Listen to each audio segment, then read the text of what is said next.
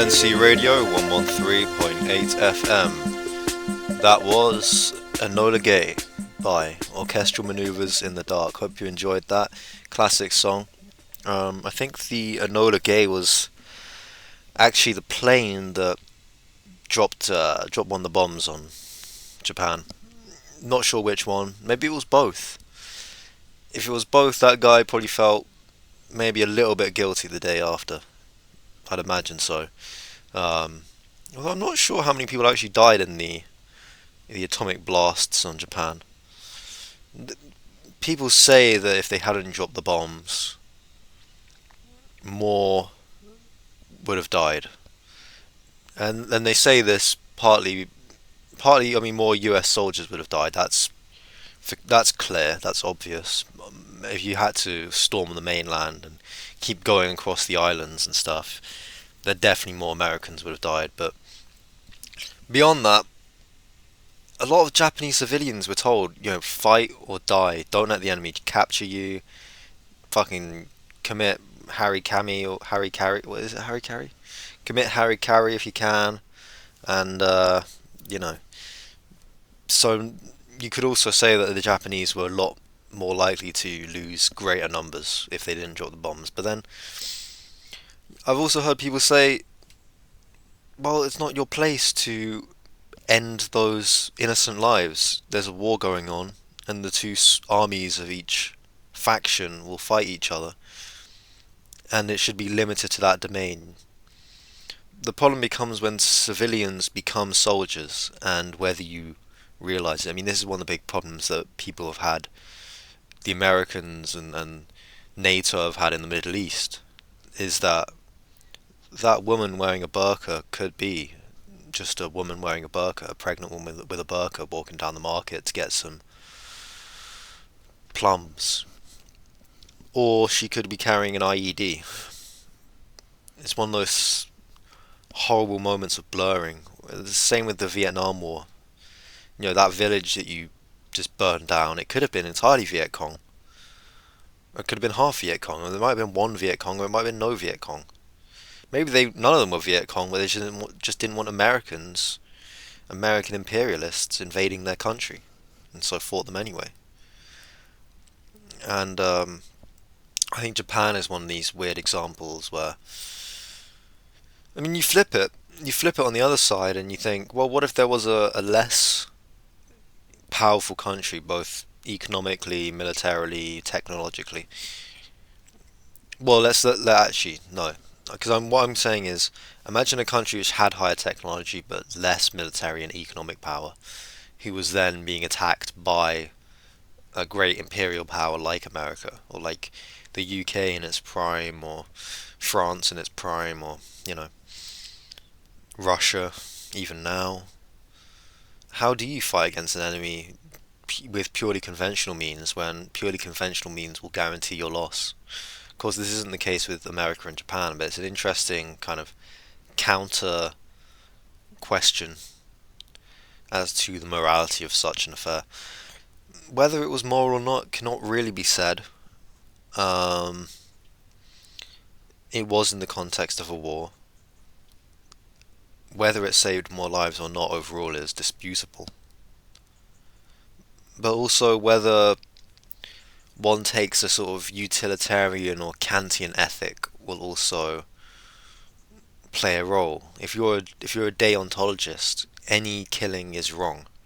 Now, I'd imagine even Kant would say self-defense is probably okay. But if you're invading an island from halfway across the Pacific Ocean, it's not really self-defense, I guess. Of course, a utilitarian would say that if it is indeed the case that more lives were spared, and therefore a greater amount of suffering was avoided by dropping the bombs, then it was the right decision. A deontologist would not say the same thing. A deontologist would not say the same thing because they do not view things in terms of utility and which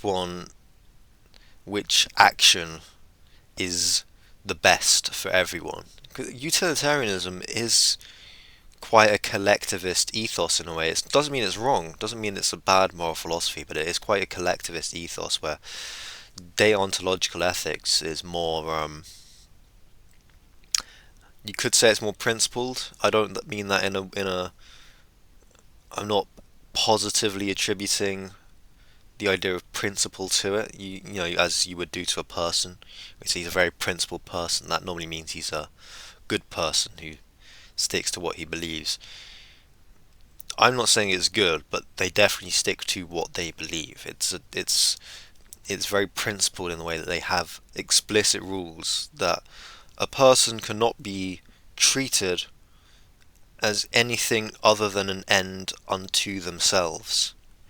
They cannot be used as a tool or a vehicle to gain something greater, or manipulated and exploited, or killed, for that matter. Killed regardless of whether it's for the greater good.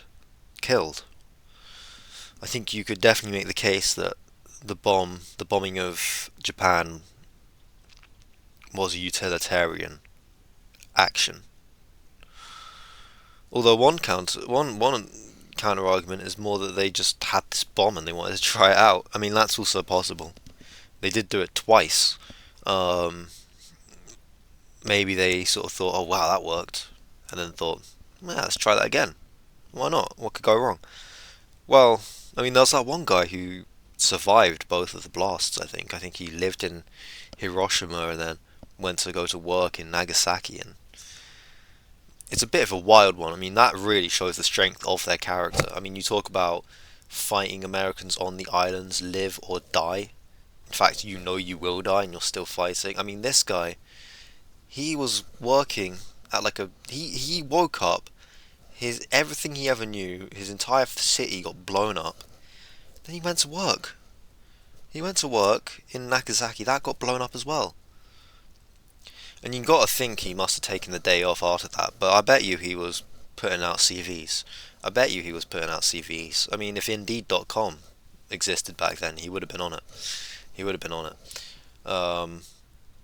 You know, I mean, these kind of moral questions about history, they really have no answer because we only know what did happen and what happened as a result of that. Counterfactuals are useful in moral questions, I suppose, but not really in historical questions because the counterfactual didn't happen, and indeed, if you take a deterministic mindset, could not have happened. Assuming that everything in the universe is entirely physical or material, and then assuming that everything has a cause and effect, it you can only base all you know is that the reality as it is in the present has come from an unchangeable line of events in the past. Cause and effect. Cause and effect.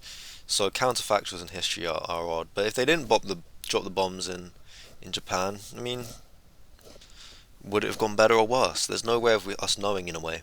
But yeah, Enola Gay. Great song, great song. And just the chords, I mean they're not the most advanced chords ever. I mean it's pretty simple. I think it's like just four chords over and over again, but just such a great song, and there's nothing wrong with simplicity. I'd like to say this actually. There's nothing wrong with simplicity in music. Pattern is what makes music. You can have something that sounds completely horrible, but as long as you kind of just continue doing it repetitively in an ordered fashion, it will become music. I think Adam Neely talked about this. He's a sort of music educator on YouTube, but yeah, no, he makes some good points. He makes some good points. Um, Fucking hell, that was a sneeze. But I think there is an element where the breaking of that pattern is also instrumental in making good music. That was a deliberate pun. I won't say that was accidental. That was deliberate. It's instrumental in making music. Um, in that the same thing over and over again does not sound nice. I think this is one of the things that a lot of rap songs suffer from is that in the 70s and 60s and 80s, all the big songs they were quite samey and not within each other. I mean, within one song, the song was quite samey, but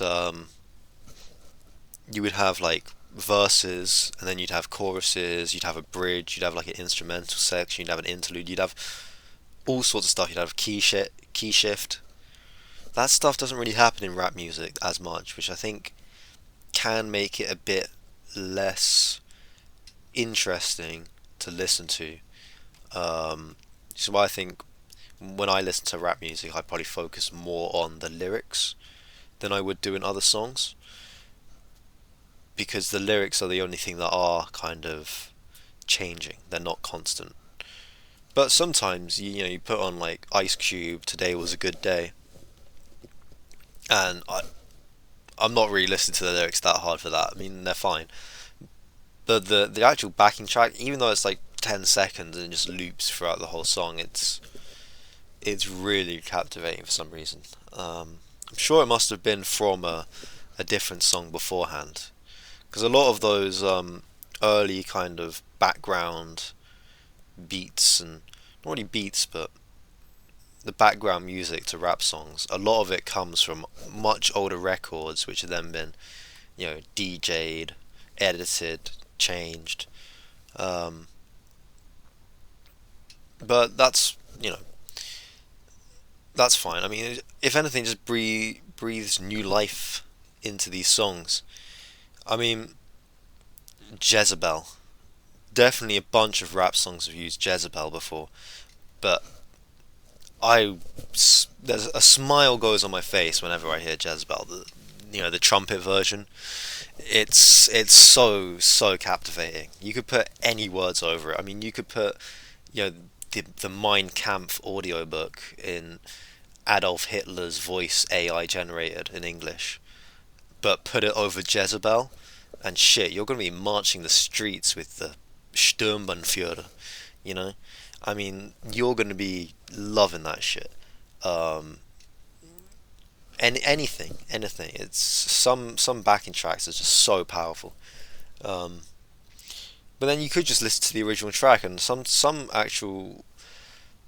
rap songs have made me just go and find the original track before, and I've thought, wow, that's actually kind of better.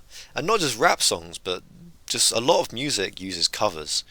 Um, Not specifically, but they use ideas that have already existed, or it'll be a cover or a remix, or they'll just kind of use the same like chords and sound but change it ever so slightly. Some would say it's an homage, others would say it's just stealing. I fall somewhere in the middle, depends what it is. I mean, say for that Maroon 5 song, which is just a blatant copyright of Pachelbel's Canon. That one really is just. Well, I just said it. It's very blatant. It's very blatant. Some are a lot more subtle. I mean, say for Pachelbel's Canon, that chord progression is one of the greatest chord progressions ever created in the history of music, in my opinion. In my opinion, and it's not to say it's particularly complex, but it's very enduring. Um, and I've heard so many songs use that chord progression. I've got nothing against that chord progression. Even Don't Look Back in Anger, Oasis. It's not the same, but it's.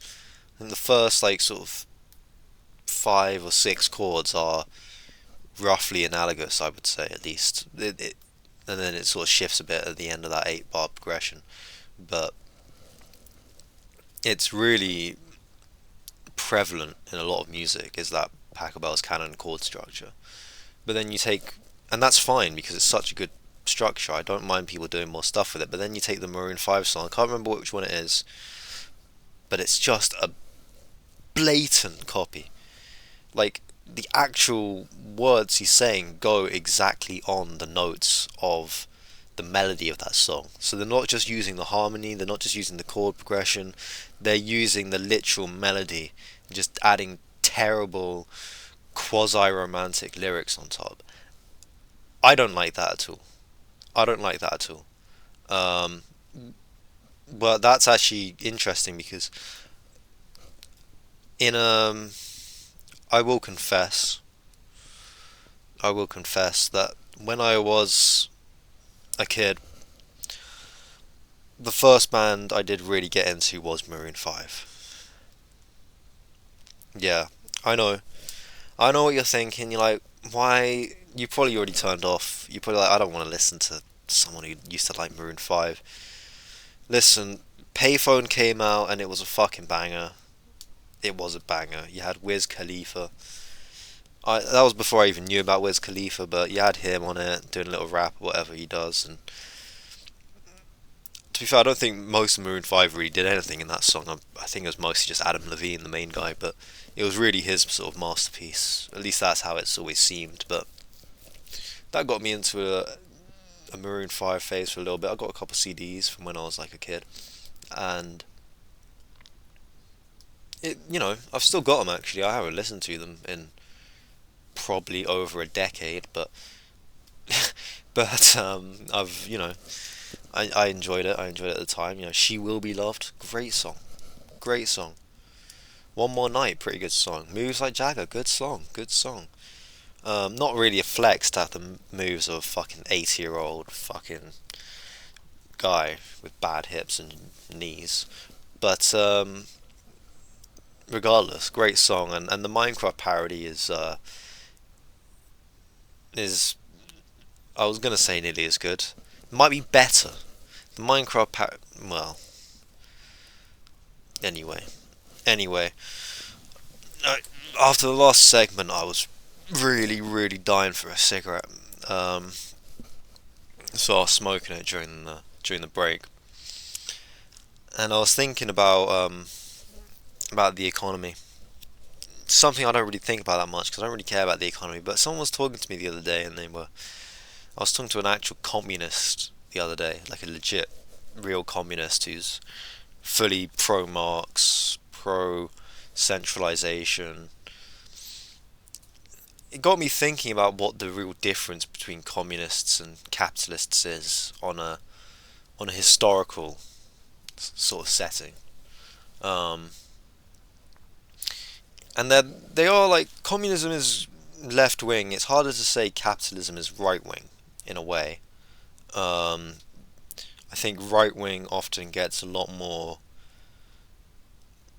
The problem with the idea of these two wings is that there's the economic side of it, and then there's the social, cultural side of it. What I'm about to say next, if I use the terms left wing and right wing, I mean them exclusively in the kind of economic sense, while but I'm going to try and just say capitalism and communism, right? I think historically speaking, you have this feudal structure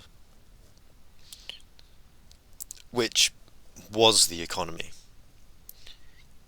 So the way it worked was you had most people who were serfs. They didn't own their own house or their own land. The lord, who was their lord, owned the land, and they farmed the land to be able to sort of live there and survive. And so in this way, they would farm, say, wheat or carrots or some kind of veg or chickens or cows or whatever. Um, and they probably, I think they just took what they needed or whatever, but everything else would be sent back to the Lord and then distributed. This is very simplistic, probably getting some details wrong, but and then that Lord obviously got the money from that, got the resources from that, and a tribute of that would then be sent to the Duke or the Baron or the Earl that he kind of was in allegiance to. And then that sort of greater lord would then send his stuff to the king. And so, what you create when you visualize it is a kind of network of nodes and connections between nodes. Most of these nodes are the serfs, they're the citizenry, they're the farmers, the agrarian people living in poverty, not necessarily, well, yeah, kind of. I mean, everyone lived in poverty back then apart from the nobility, and even then, the nobility, a feudal lord, probably had a worse standard of living than your average guy in a council estate in the 21st century. So, this isn't saying much, but you had these people, they were in a much lower economic strand or caste, because it was a caste system, feudal system, as much as it was in India, really. Different in that India had priests and kings and warriors and bloody blah, but it's very much a caste system based on blood. Um, so you had the vast majority of the population being the average citizenry who would do the farming, and then you had lords, and then you had dukes, and then you had kings. You can kind of create a pyramid out of that, but you could also kind of create a network, like a neural network, maybe. No, actually not. It's not a neural network. It's got nothing to do with that. But it's a network with points and connections between the points, right? I think under that framework, the real difference between capitalism and communism is really the reward placed upon the pillars or the most central nodes of that framework. What I mean by this is a node which has more connections can be said to be more important, right? Because it connects all of the people under it which have less connections to other more central nodes which have their own connections to less important nodes, right? So it allows for communication between these two people, because the two lesser nodes, the two groups of lesser nodes, are not necessarily communicating with each other without a more central nodes, without more central nodes which communicate with each other. And then you go up and you get to the center of a network, or at least of a cluster of the network, because you could take the whole world into effect, and then there would be multiple peaks of different kings and emperors and stuff. But let's just say within a country, you have the center of the network, and that would have been the king, right? Because he would have had the most connections. He would have allowed the periphery of each side of the network, the right side, the left side of the network. Again, that isn't a left wing, right wing thing. That's literally like, if you visualize it like a big circle of connections on the periphery, on the outside, on the perimeter, the different nodes aren't talking to each other on the opposite side of that circle, but they are all talking to their lords, and the lords are talking to the dukes, and the dukes are talking to the king. So the king at the center is the central node from which all the other nodes orient themselves, like a star with a solar system, I guess, or a galaxy with a black hole. That central node allows them to orient themselves around that. And so the real difference between capitalism and communism is how much those central nodes are awarded. So what a conservative will say is, they'll say, a conservative capitalist will say, is traditionally you need the nodes. You need the nodes for an economy to exist, right? Because again, those peripheral nodes, they aren't talking to each other. They don't even necessarily have a desire to talk to each other if you take it out of the network analogy and think about it as real people. They don't have the desire to, or just even the capacity or the ability to talk to each other. I mean, in the medieval era, you could have one village in France 10 miles away from another village in France, and they barely even speak the same language, because the accents and the variations and the dialects, everything was so much more prevalent before easy transport, the printing press, standardization came along.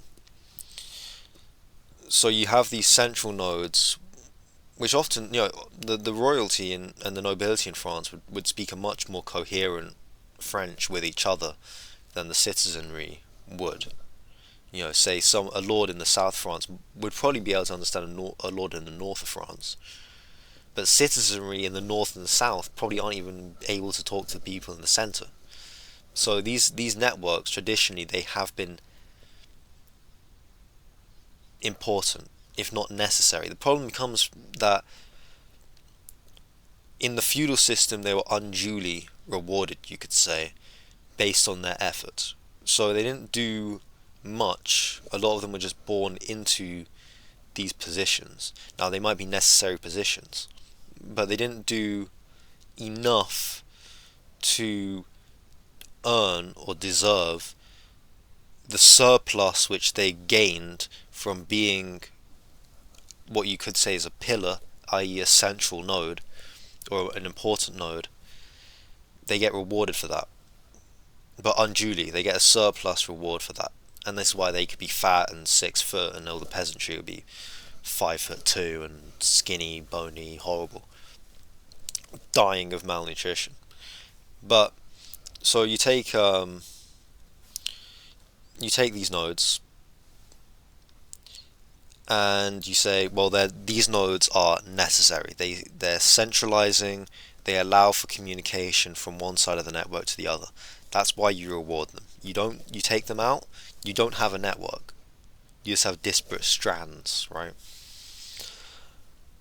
So a communist will say, well, yeah, but the problem is that these people get unduly rewarded, and then the citizenry are dying in abject poverty. That's true, and you get a lot of people, the citizenry at large, getting annoyed and getting mad, because they're living normal lives, they're putting effort in, and they're not being rewarded how they think they should be rewarded. These lords are taking everything, and they're very exploitative. There's a law unto them that is not unto the citizens. You could say they can get away with a lot more. They could murder a normal citizen and probably be fine with it, but a citizen so much as slaps a lord, dead, or at least get his hand chopped off. Of course, now you take it away from the feudal system and into the modern system, and it's different, but not as different as one might expect. We don't have an outrightly feudal system anymore, but you only have to look at, say, the families of US presidents to realize the innate power from familial connections. There's a word for it. It's nepotism. It's nepotism. The Kennedys were a big mob family that had political connections. Trump's dad was already a big businessman in New York. He knew loads of people. Like fucking the Bush family. I mean, how much? Two of them, father and son, were president. And then their H.W., which is I think senior, George Senior. His dad was called Prescott Bush, and he was like one of the biggest lawyers of his time. I think he even was like a Nazi collaborator in some weird way. I won't say that, but I'm pretty sure he had some dealings with the Nazis. And these families go back hundreds of years. They're the equivalent of aristocracy. They really are the American Imperials. I've actually been reading a book about the CIA recently, which talks about how the CIA really was founded by people from basically the American aristocracy, as it was. Another example is Kermit Kim Roosevelt, named after the Kipling book, the Rudyard Kipling book, Kim, but his nickname anyway. But Kermit Roosevelt was obviously related to Teddy Roosevelt, president, and FDR, who was president during World War II. You don't need to go too far back to find this. It's evident. It's self-evident. Obviously, you become the head of a company. Your son is not a complete idiot, so you want him to inherit your power and your money and your influence because he's your son. You love him, and you want your legacy to carry on. I mean, it's a human instinct. It's natural. I have nothing against the desire to do such, but we still live in a quasi feudal system in some ways. There's a lot more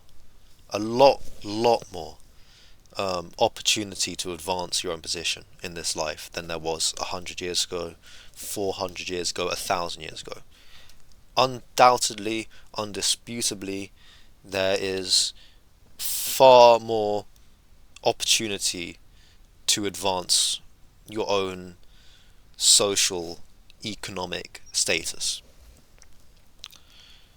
But you still have those unduly rewards or unduly earned rewards. You still have those rewards, that surplus, which is not evidently deserved, I would say. Like billionaires. Billionaires exist, and 100% they are important. They create some of the most important companies a lot of the time. What would the world be like today without Microsoft? I'm no Bill Gates guy. I don't like Bill Gates at all. What would the world be like without Microsoft? What would the world be like without Apple? Without Steve Jobs? What would the world be like, you know, or maybe in 30 years people will be saying, what would the world be like without Mark Zuckerberg or Elon Musk? It's an interesting question. Um, but then, do they deserve as much of a surplus as they receive? That's really the question, the fundamental difference between capitalists and communists, I would say. I don't think this is a particularly new um, observation. I don't think so, but maybe it's phrased in a slightly different way to however you've heard it before. And if so, I'm glad. But I think this is really the crux of it. This is really the crux of it. Um, and Marxists will say, yeah, you sure maybe you did something good, but you don't deserve this much in relation to everyone else. But then the conservative capitalist will say, well, listen, these guys are important. Not everyone is like this. They've done this. And I think what they're really saying, although they don't mean it, although they don't say it, what they are actually meaning by this is this kind of this network structure that I've tried to outline as an analogy to what the economy is, right? It's the centrality of a node, the interconnectedness of individual nodes. And say someone like Bill Gates just has a lot more connections than you or I, which in some way makes him more necessary, or at least more important than you or I in an economic sense. I think that's really the justification, or sorry, that's really the explanation for what the main difference is, in a very mechanistic way. Um, so yeah, I hope that framework is useful for people if you haven't really thought about it in that way before. Is it definite? No, but it's something I was thinking about. But yeah, I mean, I'll tell you what, I'm not a fucking communist. I'll say that much. I think Marx had some good points when he was writing, especially um, about the economic imbalances between landowners and proletariat. One of the big criticisms I've seen leveled at Marx, and one I would happen to agree with, is that he did not foresee the emergence of a middle class, i.e., this middle class group which actually does live fairly comfortably and can kind of, they've got to work still, but they can kind of afford basically whatever they need to afford. They can pay for their kids' higher education, or indeed just education before that became free.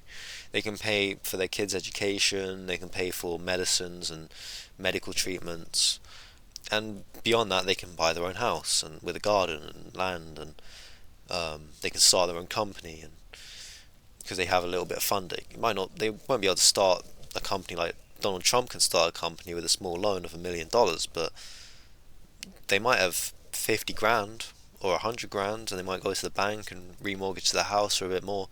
They have options, which means they, although nowhere near the top of this hierarchy, this pyramid, although they're nowhere near as centralized within this node system that is the economy,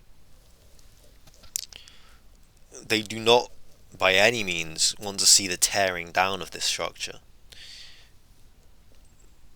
because they know that it still has a massive chance of being detrimental to their own influences, or sorry, their own interests rather. I think that's one of the interesting things Marx said, is that you stack all these people at the bottom with nothing to live for and no rewards being given their way, and a tiny minority with everything. Those people are just going to strike up. Eventually they're going to get tired. They're going to revolt. They're going to take what is theirs. Problem is, you take a middle class, and that middle class almost becomes the buffer zone between that, because they actually do not want to see the upending of the system which has given them the relative security and prosperity that they do have. And middle class people, spoiler alert, as one of them, don't really care about working class people, to be honest. I'd say in some ways, and I'm not speaking about myself, by the way, just from observances, but I'd say actually some middle class people have more disdain for the working class than even the rich do. I mean, the mega rich probably view middle class and working class without too much of a degree of separation, I'd imagine, a lot of the time. I mean, there's a difference between sort of working class in a nice kind of town or village and in a ghetto where your mum is from Rwanda and she works in the NHS 16 hours a day. That's obviously a lot different, and I think they would recognise that. But I think middle class people being in the position they're in actually are more resentful of the working class in a way, because in one way they're like, the working class make good points, like, yeah, we deserve more, because the middle class is also thinking that they don't like the rich that much either. They're like, yeah, we kind of do want more, but at the same time they don't want more to the extent where that is being taken from them to give to the working class. They want it taken from people who are not them. And the thing is, with the middle class, it's such a, with all classes really, but it's such a kind of fluid term. It doesn't really mean anything that much. I mean, you could arbitrarily put annual earnings or some kind of net income or bank account details or whatever, bank statement, and you could put a lower barrier and a higher barrier. But someone 5 grand below that barrier is much more similar to someone 5 grand above that barrier, and someone who has a little bit less money than what you would arbitrarily place to be the bottom of the middle class probably might have more in common with those people of the middle class than those people, as we just said, who live in ghettos and inner cities and stuff, and likewise, someone who's just below the upper threshold might have a lot more in common with someone who's just above that upper threshold in relation to someone at the lower end of the lower threshold. But yeah, middle class people, it's a bit of a trip, they always want more, but they also sometimes feel guilty for what they have. Um, so yeah, but who knows? It'll be interesting to see how the economy changes in the near future. AI, etc. Actually, we'll talk about AI quite soon. We'll talk about AI quite soon. My producer's screaming at me to play a fucking song, so looks like we're gonna do that. But John, why was it already loaded? Start at the beginning, please. Yeah. Okay. Well, spoiled it. We've got The Clash, Rock the Casbah. You're listening to LNC